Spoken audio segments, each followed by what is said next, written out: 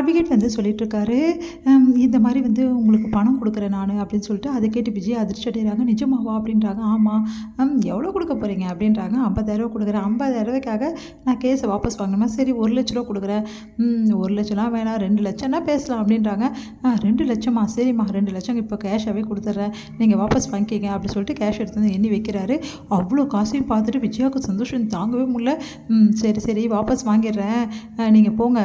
நம்பலாம் இல்லைங்க, அதெல்லாம் வாபஸ் வாங்கிடுவேங்க, அதெல்லாம் ஒன்றும் பிரச்சனை இல்லை, இப்போவே போய் வாபஸ் வாங்கிடுறேன். இந்த 2,00,000 ரூபாவை திருப்பியெல்லாம் கேட்க மாட்டீங்களா? அது எப்படிங்க திருப்பி கேட்பேன் அப்படின்றாரு. சரிங்க நான் வாபஸ் வாங்கிடுறேன் சொல்லிட்டு போகிறாங்க. இதை பார்த்துட்டு விஜயோட ஃப்ரெண்டு வந்து கேட்குறாங்க, என்னடி இது காசுக்காக வந்து இந்த மாதிரி வாபஸ் வாங்குறேன்னு சொல்கிறேன், வேற என்ன பண்ணுறது? அவனை உள்ள தள்ளி நான் என்ன பண்ண போகிறேன்? மிஞ்சி போனால் ஒரு வாரம் வச்சுருப்பாங்களா அவனை, அதுக்கப்புறம் வெளியே தான் வரப்போகிறான். தன்னை கொடுக்குறாங்களோ இல்லையோன்னு வேறு தெரியல, சின்ன பையன் வேறு சொல்கிறாங்க.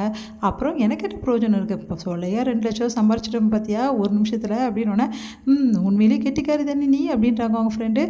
இங்கே வந்து என்ன பண்ணுறாங்க, ரொம்ப சந்தோஷமாக வந்து முத்து ஓடி வராரு.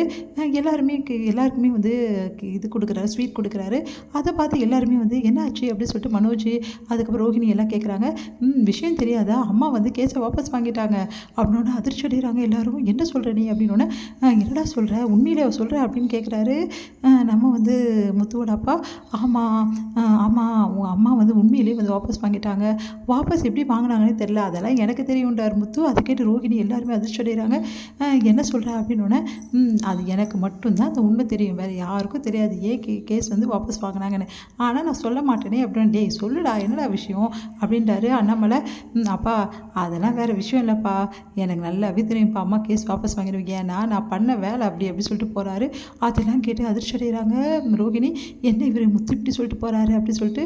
அடுத்து வந்து விஜயா வந்து வீட்டுக்கு வராங்க. வீட்டுக்கு வந்துட்டு எல்லாம் ரொம்ப சந்தோஷப்படுறாங்க. என்ன விஜயா பரவாயில்லையே, கேஸ் வாபஸ் வாங்கிட்டியே, வீட்டுக்கு வந்துட்டு எனக்கு ரொம்ப சந்தோஷம் விஜயா, என்னால் தானே நீ கேஸ் வாபஸ் வாங்கினேன், நிஜமானே சந்தோஷமாக இருக்குது அப்படின்னோடனே, ஆமாங்க நீங்கள் சொல்லிட்டு போனீங்க, மனசு கேட்கல, அதனால தான் கேஸை வாபஸ் வாங்கிட்டேன் அப்படின்னு நம்ம பில்டப் பண்ணுறாங்க. இதெல்லாம் பார்த்து ரோஹிணி சந்தேகப்படுறாங்க. உன்னை மனோஜ் கிட்ட சொல்கிறாங்க, இது வேறு ஏதோ இருக்குது, அத்தை வந்து கேஸ் வாபஸ் வாங்கிட்டாங்க, ஆன்ட்டி வந்து இதில் ஏதோ இருக்குது, என்னென்னு போய் கேளு மனோஜ் அப்படின்னோடனே, சரி நான் கேட்குறேன் அப்படின்னு சொல்லிட்டு மனோஜ் உள்ளே போகிறாரு. என்னம்மா திடீர்னு கேஸை வாபஸ் வாங்கிட்டு நினச்சி கூட பார்க்க முடியல அப்படின்னோடனே, இல்லைடா உன் அப்பா வந்து பேசினாரு, எதுக்கு வீண் பிரச்சனை அப்படின்னு தான் வாபஸ் வாங்கிட்டேன், வேறு ஒன்றும் இல்லைடா. இல்லைம்மா இதில் ஏதோ இருக்குது, உண்மையை சொல்லுமா என்ன நடந்தது அப்படின்னோடனே, அதெல்லாம் ஒன்றும் இல்லை, ஆனால் யார்கிட்டையும் நீ சொல்லக்கூடாது, நான் சொல்கிறது புரியுதா அப்படின்னோடனே, சரிம்மா நான் யார்கிட்டையும் சொல்ல மாட்டேன் அப்படின்னோடனே ரோஹிணி வந்து விட்டு கேட்குறாங்க. இந்த மாதிரி நடந்த விஷயத்தை எல்லாத்தையுமே வந்து சொல்கிறாங்க.